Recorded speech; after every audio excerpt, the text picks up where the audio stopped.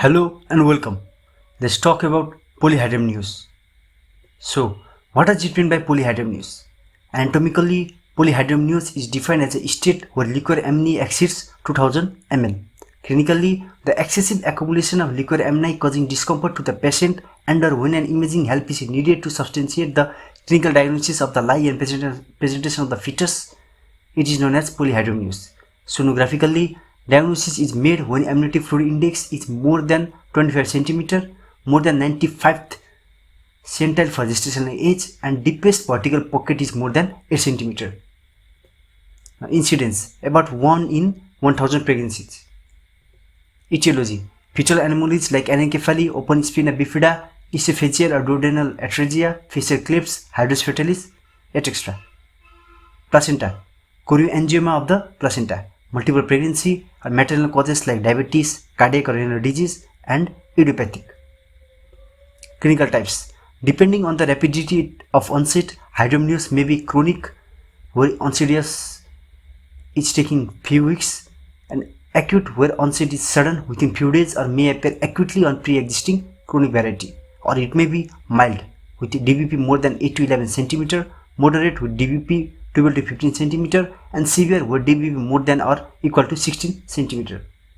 Now, clinical features: symptoms, which are mainly from mechanical causes like dyspnea, palpitation, and edema of the legs, varicosities in the legs or vulva, or hemorrhoids. Signs: dyspneic state in the lying down position, evidence of preeclampsia like edema, hypertension, and proteinuria may be present. Now, clinical features: on abdominal examination, inspection reveals the abdomen is markedly enlarged, looks globular with fullness at the flanks. The skin is tense, shiny with large striae. On palpation, height of the uterus is more than the period of amenorrhea, girth of the abdomen around the umbilicus is more than normal, and throat thrill can be elicited in all directions over the uterus. The fetal parts cannot be well defined, so also the presentation or the position cannot be well defined. External development can be elicited more easily.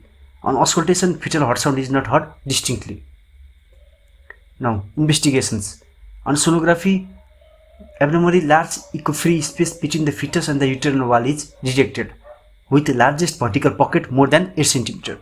Amniotic fluid index more than 25 cm. On blood, ABO and RS grouping, postprandial sugar and if necessary glucose tolerance test, and amniotic fluid, estimation of alpha fetoprotein.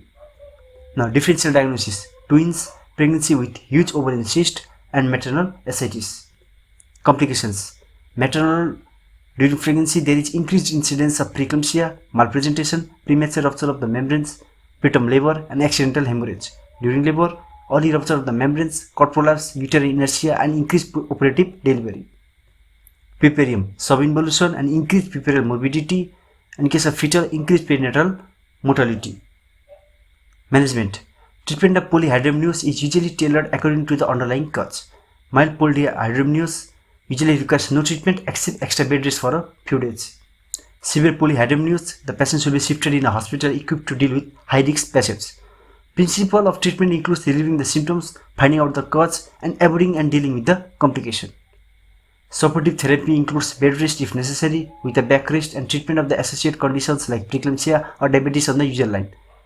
Sulindac 200 mg every 12 hours can be tried. Investigations are done to exclude congenital fetal malformations and also to detect such complications like diabetes or Rh immunization. In case of uncomplicated cases where response to treatment is good, the pregnancy is to be continued, awaiting spontaneous delivery at term. If unresponsive with maternal distress, and for pregnancy less than 37 weeks, an attempt is made to relieve the distress with the hope of continuation of pregnancy by amniocentesis. With pregnancy more than 37 weeks, induction of labor is to be done. Now, acute polyhydramnios. The onset is acute and the fluid accumulates within a few days. It usually occurs before 20 weeks of pregnancy, and it is usually associated with monozygotic twins with TTTS or chorioangioma of the placenta. Symptoms: features of acute abdomen predominate like abdominal pain, nausea, and vomiting. Signs: the patient looks ill, absence of features of shock, edema of the legs, abdomen is hugely enlarged, throat thrill is present, fetal part cannot be felt, and internal examination reveals taking up of cervix or even dilatation of the OS through which the bulged membranes are filled. Sonography shows multiple fetuses or at times fetal abnormalities. Now, treatment: Most often, spontaneous abortion occurs. In case with severe twin transfusion syndrome, repetitive amnio reduction until the AFI is normal may improve the perinatal outcome. Laser ablation may cure the cause of TTTS, whereas amnio reduction may only treat the symptoms. End of the topic.